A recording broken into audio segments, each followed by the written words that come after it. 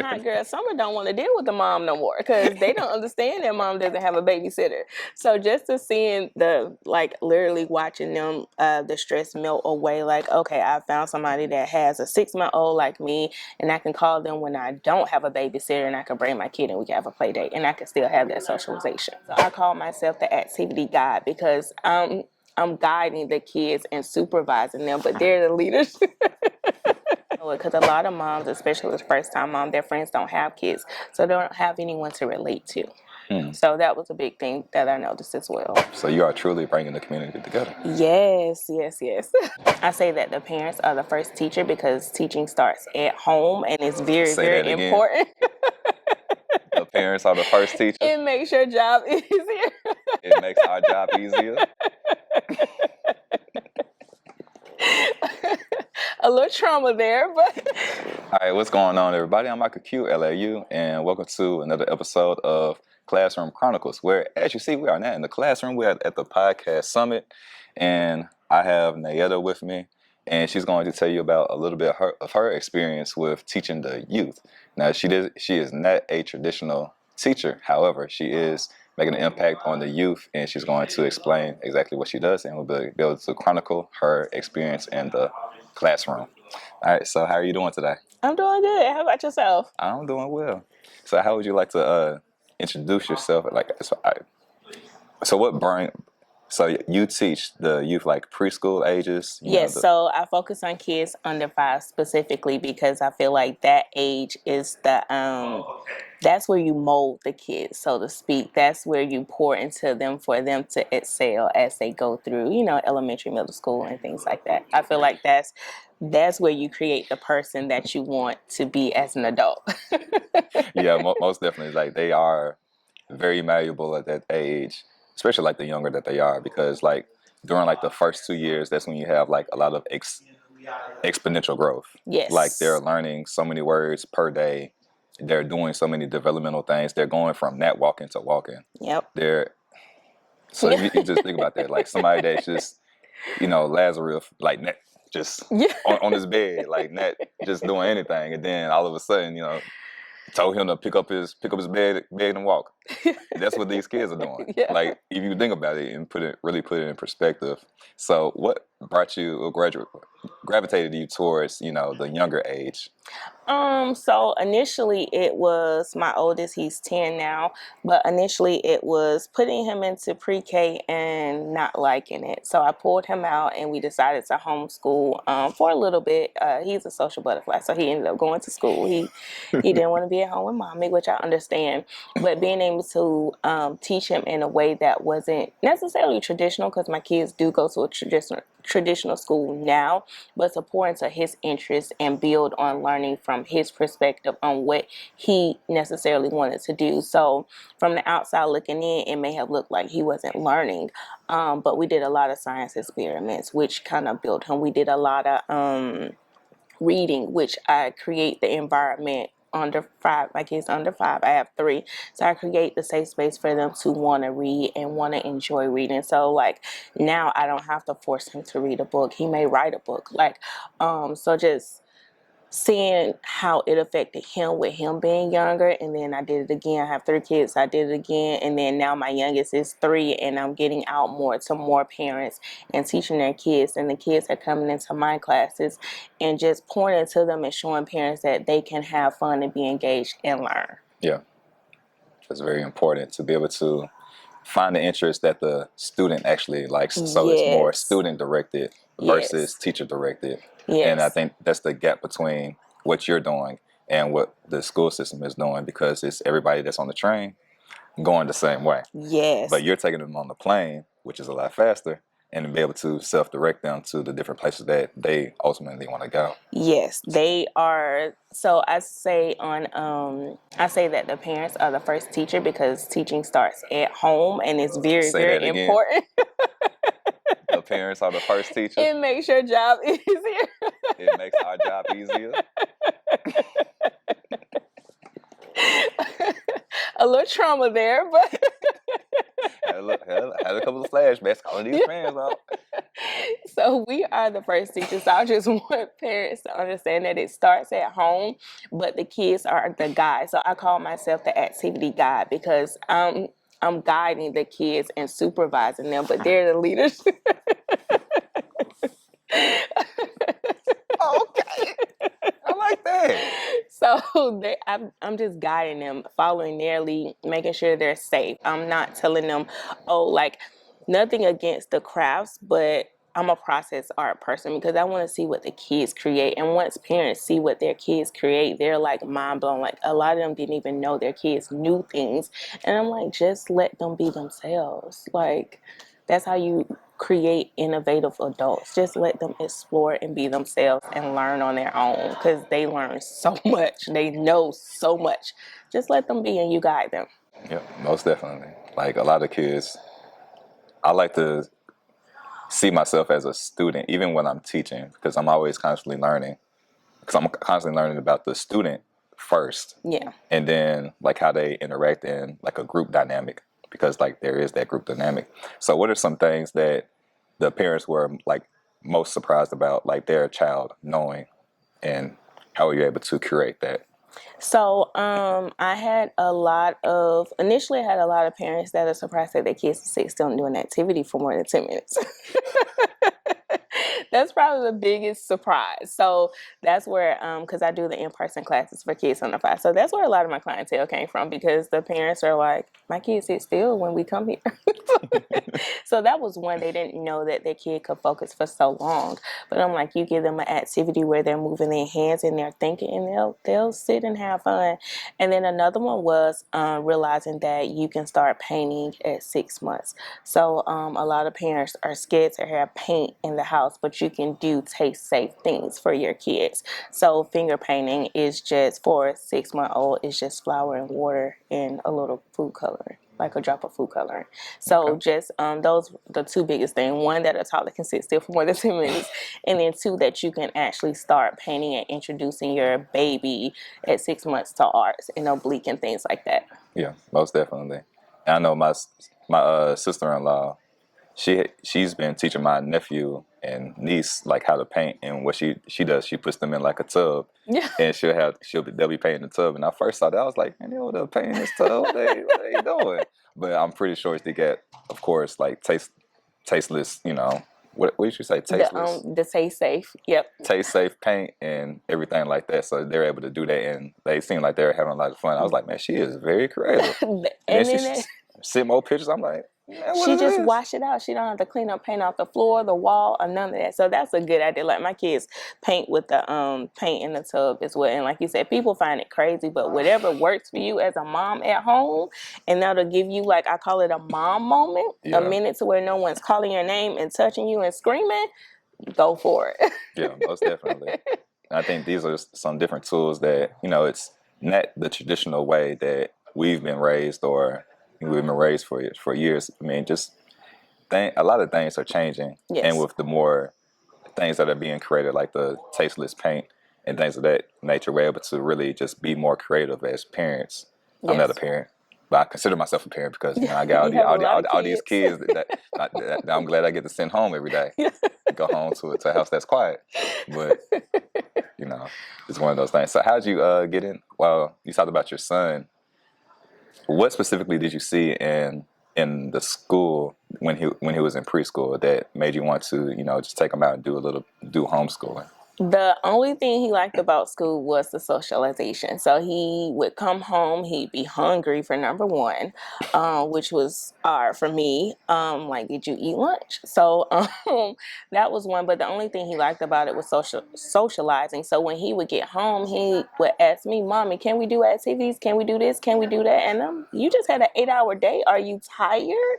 But he wasn't stimulated mentally. He was Mm, physically tired, but he wasn't getting that stimulation mentally, and he was learning. So I don't want to discredit that part of it. He just wasn't learning in a way that benefited him because he's very creative. He's into science, he's into art, he's into writing and things like that. So he's really the kid, like, you have to give me something that interests me for yeah. me to like be like, okay, I learned today, or not even learn, like, okay, I was fulfilled today. So that's kind of where it came from. And then as I had my second and third child, after my third child, that's when I really got into the community and trying to help other moms do play-based activities and start hosting classes and doing events at the park and things like that. Okay. And how's that experience been with helping other moms? Oh, it's been wonderful. Like, I love to see them connect. Like, I have to kick them out because they don't want to leave. Like, this is my happy place. Yes, Everything works here. them and the kids. So, and just seeing them connect, like the moms will stand outside after, like, I have to clean up and go pick up my kids from school. But seeing them connect outside the class and talking 30 minutes, and usually they're not social butterflies because they're, you're always chasing a kid or something like that. So seeing them be able to connect with like-minded moms was a big thing for me. So it's like building a community. And then what I truly enjoyed was seeing how amazed the parents were with what their kids can do.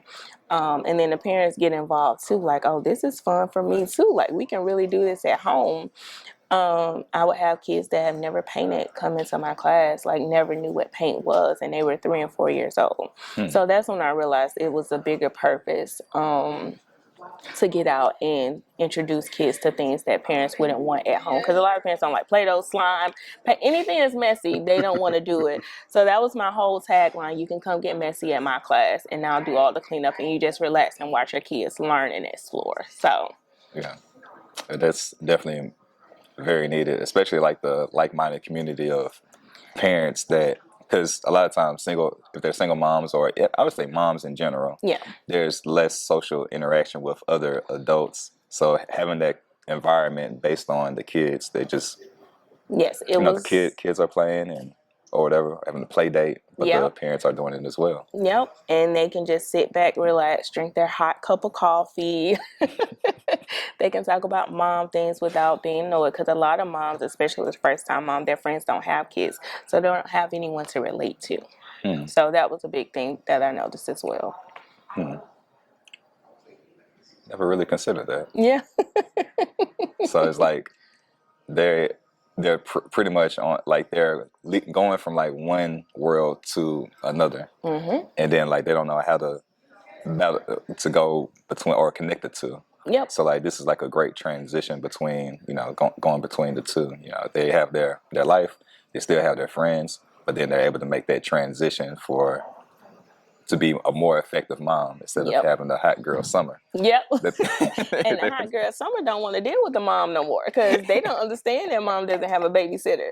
So just to seeing literally watching them, the stress melt away. Like, okay, I found somebody that has a 6-month-old like me, and I can call them when I don't have a babysitter, and I can bring my kid and we can have a play date, and I can still have that socialization.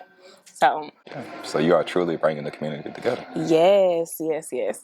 So your services are much needed, Yes. and especially like with the child specifically, because I think that the more disconnected from other things you are, the more that you tap into your true self. Yes. And when you do that, you're able to figure out what you actually like, because you're not comparing yourself to other people. And like I'm a husband, so when I'm a husband, I do husband things. Yeah. But then when I'm interviewing you, I do interviewing things. Yeah. So I take on I morph according to the situation. But if I'm by myself, I'm doing what I genuinely, authentically enjoy doing, and that's what you did for your son and your three. You said 3 other children. 2 others. Two other children. So 3 total. And then for the other children that are coming into your world, you're allowing them to tap into their true authentic selves and allowing them to be creative. That's perfectly said. And then their parents see that and like, oh, this is what happens when this is who they truly are, and you're bringing out the essence of the child, and they're able to see how beautiful that is. Yes, So. we did a music workshop. So and it's not a lot of things for kids under 5 to do. So we did a music production workshop. I had a whole little mobile production studio come in, to where they had the beat machine, they had the laptop, they had the microphone, and they had the instruments for the kids to play with. And the mom figured out that her daughter was really into the beats machine. She knew the piano, like she knew the different chords for the piano. She never knew. She's like, I don't know where she learned this from. She spit it out there.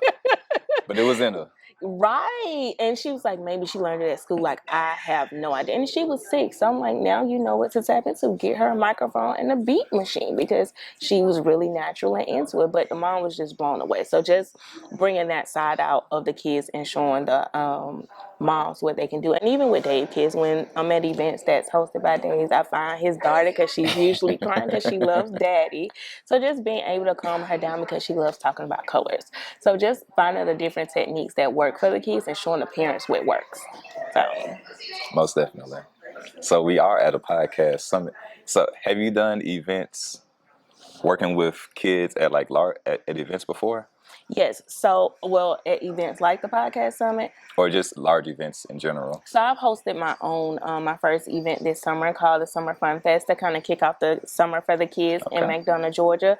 So 1,300 people registered. I didn't do a count of how many people actually attended, but yeah, that was my biggest event. We had the splash pad, bounce houses, magicians, art tables, different vendors for the parents, gaming truck. So yeah, we did a lot this summer. Yeah, that is a lot. And you're based out of where? You said I just moved from McDonough, Georgia to McDonough. Dallas, North Carolina. So I'm slowly starting up in North Carolina. Okay. So success is going to follow you wherever you go. So Thank you. I'm sure you're going to be blessed. Thank you. You're already blessed. Thank you. All right. So we are at this podcast summit.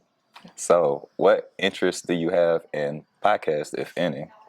And So my podcast is Let Kids Play Podcast, and let the kids play.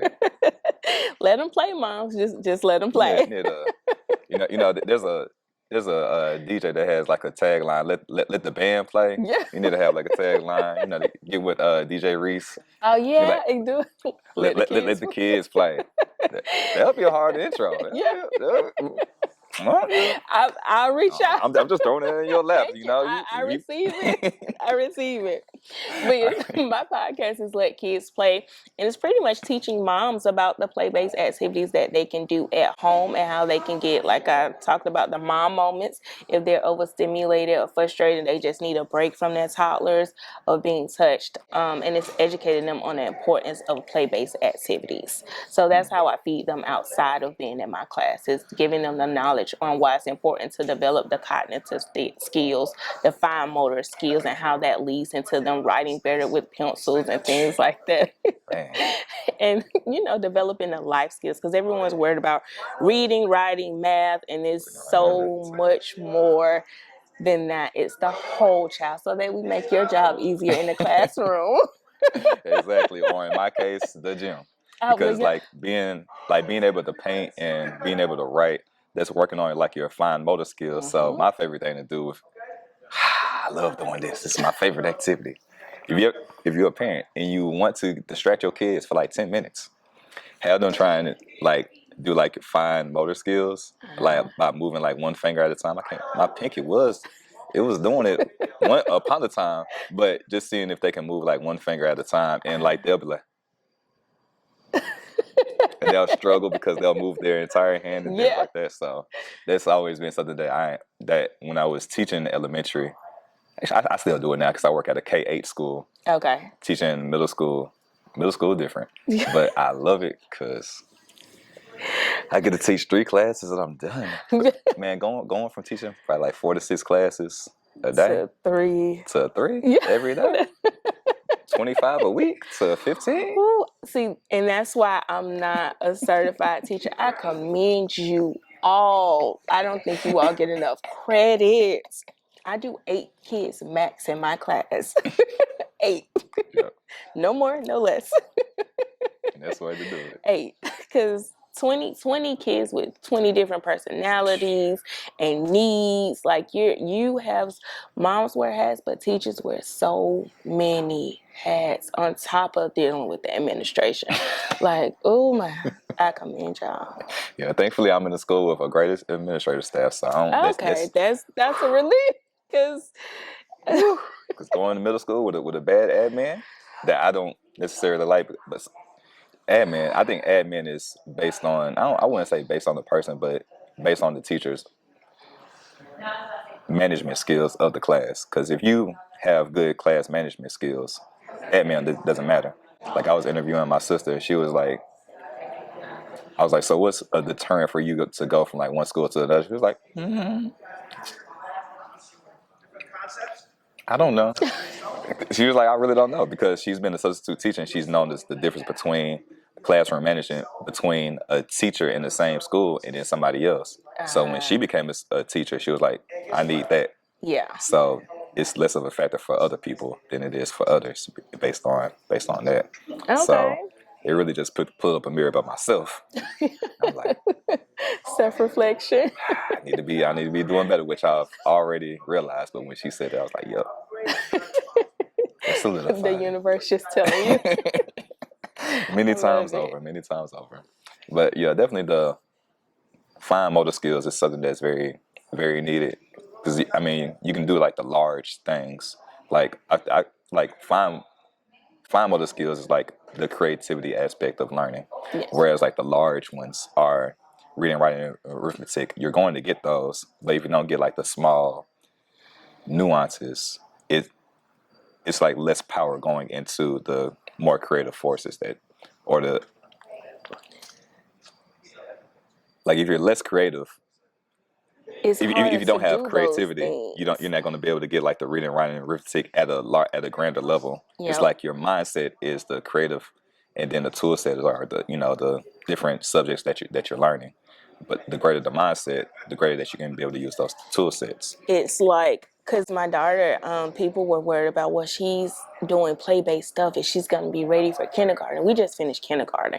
She is reading at, I think she was reading at the end of first grade level by January of her kindergarten year. I don't necessarily focus on reading. I foster environment to like love reading, so we do read 20 minutes every day, but it's just because we love reading. Like, we're in the morning meetup, so we do the book club. They see me reading, so they want to read too, but I'm not pushing you need to do this academically. If you focus on the creative side, they flourish. Like, it just takes off. Like, and that's why I try to tell parents, like, the fine motor, gross motor, that stuff is important.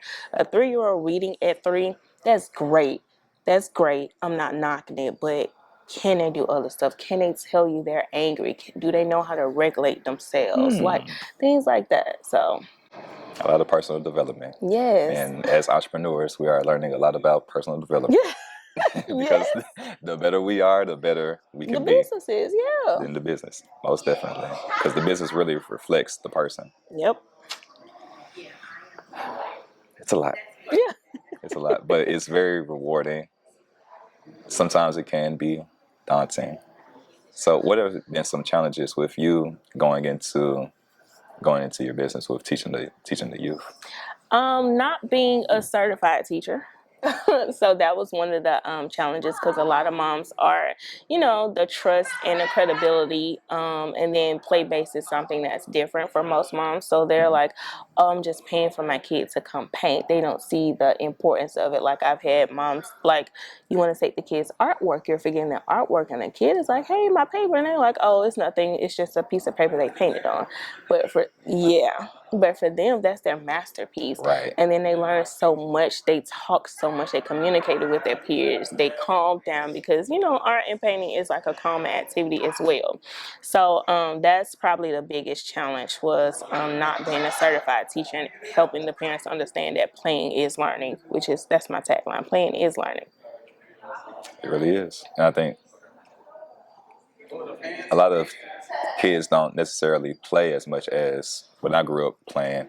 And like when you play, you learn a lot of things. Like you create rules. You learn that rules can be changed. You realize that, you have to treat people a certain way in order to affect them to be able to get your way. So there's emotional intelligence involved in there. Instructions. And then socializing as well. Yep. So there's a lot, like play really is learning.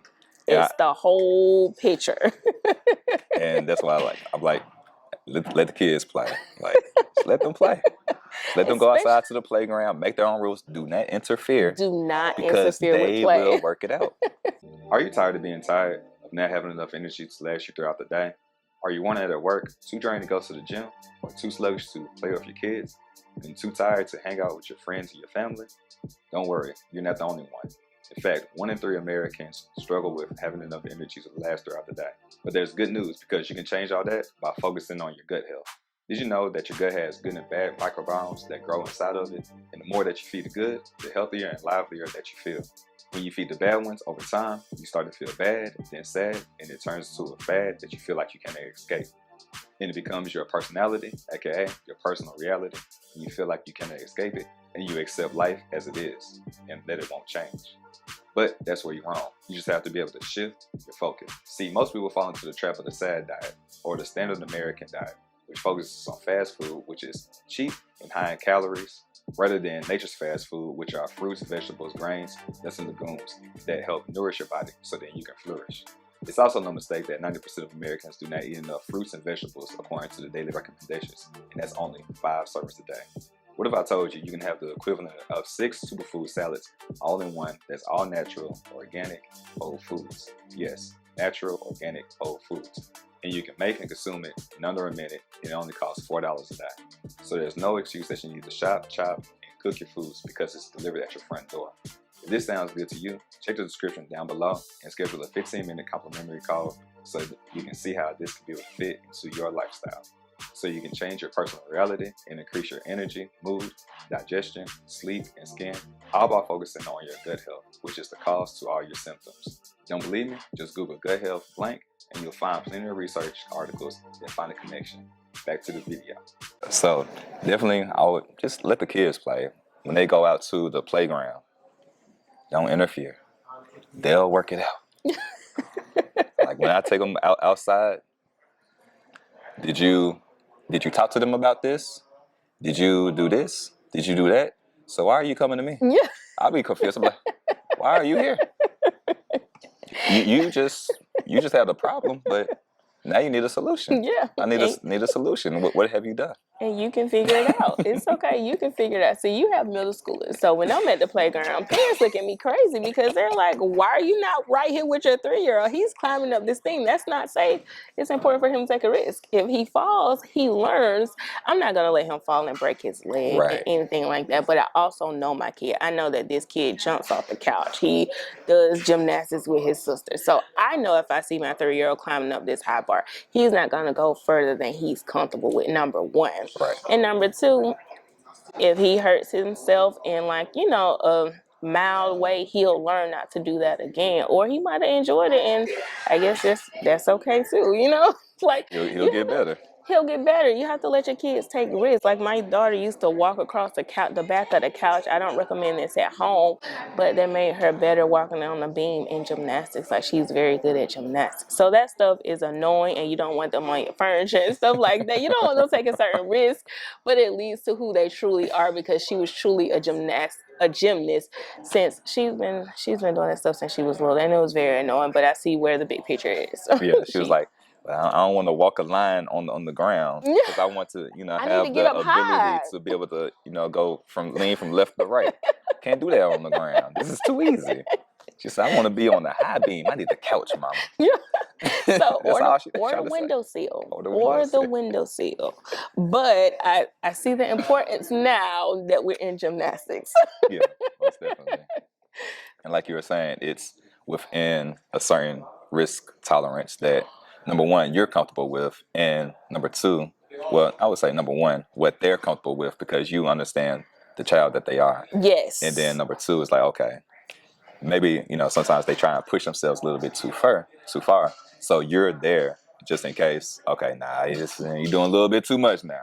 Like So with the reel it in. backflips, I'm like, like your coach holds your back and help you with your posture. You don't want me to help you, but you need to understand that you could break your spine if you continue doing it that way. So like I said, I'm the guide. Like I'll let you know when you said, like what you said, when you're pushing a little too far to challenge yourself, that's when I step in. But initially, like I trust my kids and I know my kids. So, and I think that's an important message for the parents. Like trust your kids, don't limit them. Like tell them, no, don't do that because you're scared. But they got it, and if they don't, they'll let you know. Yeah. I think a lot of times parents, I say we, but I don't have a child, but we You put got our limits. kids. I got a lot of kids, a lot of kids that ain't my kids. Yeah. So we put a lot of our limitations onto the Mm-hmm. kids, and they live within that. And it was like an interesting experiment, like what they used to do, like in the circus back in the medieval days. They used to put ticks inside of a glass jar and turn it upside down so they couldn't jump out. So every time that they would jump, they would bump their head on the top. This will go on for one generation to the next. So then the next generation, or they'll be in there for so long that they can take the top off, and then instead of the ticks being able to jump as high as they actually can, they will stay within their limits. So we as parents, teachers, we put the limitation on them that we don't even realize that we're doing it. We're doing it subconsciously in order to protect them from the outside world and the dangers. And then now they're capped off when they can really be doing more. Yeah, I love that analogy. Oh my gosh, I love that because To learn more information about PRM and the family of products, check out the description down below to set up a 15-minute complimentary call. And you can also check out the website. You're just one click away for a better life. Your health is too important to continue to push it off. Go ahead and check out the website and see if a product fits you. I mean, it's perfectly safe. We are limiting them, and don't get me wrong. I have fears, I have concerns, just like every other parent. But I just keep it within inside myself, so I don't limit my kids. It drives me crazy internally. I'm not gonna lie, but I know this for a greater good to have this creative and innovative adult. So Yeah. So how do you? So you do it for your children, try and keeping that bottled in. How do you transfer that over to parents? them watching me. So a lot of parents observe my behavior, which I did not realize that, especially in my classes. So making sure that I'm just displaying things that I do at home. So my kids come to the class with me, especially my 3-year-old. So he's a part of the class. He's a part of the business. He does activities with me and all that stuff. So just seeing how I navigate toddlerhood as a mom in person, in front of the public, I think has helped other moms. Like, okay, take a deep breath. Like, okay, he's running around this classroom or the center that I rented. He's running around with his socks off, and she hasn't said anything. You just have to be patient and let them be, because if I do say something, he's gonna have a fit because he really wants to enjoy this safe space like the other kids. Even though I'm the instructor and I probably should have my kids sitting down, sitting still here. So just showing that you have to create a safe space for your kids and a yes space. And like my kid, like he's very independent. He'll go get the paint on his own. He'll go get the paintbrush. He'll set up his whole activity on his own. So parents look at that, one, like, oh my God, he's so independent. He did not ask you for help. And two, like, oh my God, you trust him with paint? It's just a mess to clean up. Yes, it may be a big mess or a little mess, but it teaches him, like, as far as like the pouring and the squeezing of the paint, yes, or even the glue, like it may come out as a whole big glop, but they have to realize within themselves, like, oh, that's too much. So how do they realize that that's too much? You have to let them do it themselves. Yeah. So just parenting in public helps other parents and pours over to them. Yeah, most definitely. Parenting in public. Yeah, it's just being my authentic self. Whatever I do at home is what you see. Right. And being your authentic self, you're allowing them to realize that they can be their true authentic selves. And that's, of course, being taught to the kids. And I think that's the essence of your business, being authentically you. Yeah, and being patient with them because they're still learning. Being patient. Yeah. And patience is a skill that's much needed in life. Yes. Yes. All right, so we do have a podcast, something to get to, yes. And I've been really enjoying this conversation. Me too. So we may need to do a part 2, okay, and talk about more of the intricacies of everything that you do. Okay. And we'll be maybe doing it virtually. Okay. Get some game during this, so I can do like an eCam live Yeah. and be able to, really be juicy and go from there. We're learning. Yeah, we're learning and growing. All right, so thank you, Nayetta, for your time. Thank you for having me. How can they reach out to you? And what if you have any offers, you can always put that out as well. Okay, well, like we said at the beginning, I'm Nayetta, your kids only activity guide. You can find me on Instagram and Facebook at the Activity Playhouse.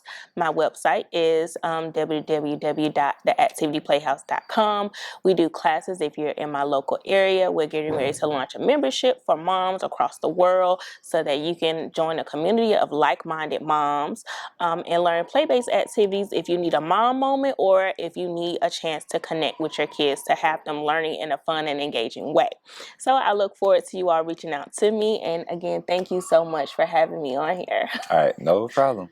And as always, you all stay fearfully fit and fearfully blessed. And I'm glad I was able to have this conversation with you. We even like kind of Yeah, the color scheme.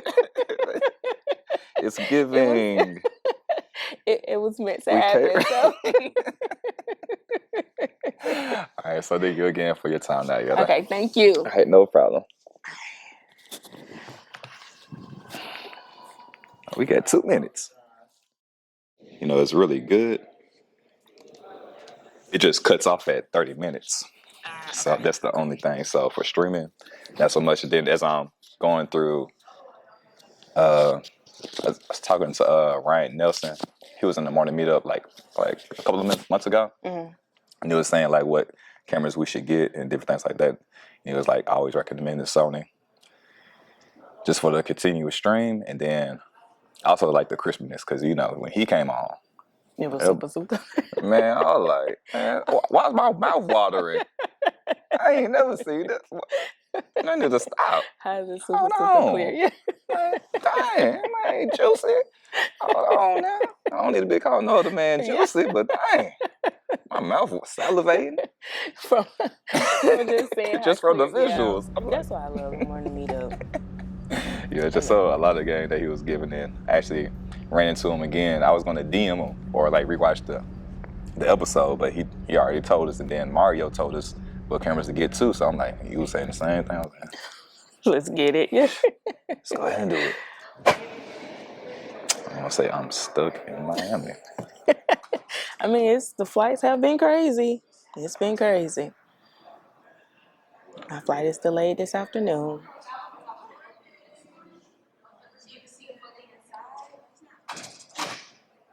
I'm gonna say I'm stuck in Miami. I ain't gonna say why I'm stuck. I'm stuck because I purposely leaving at 10 o'clock at night. I love it. I love it. And then I can always zoom in. This looks a little crooked. That should do it.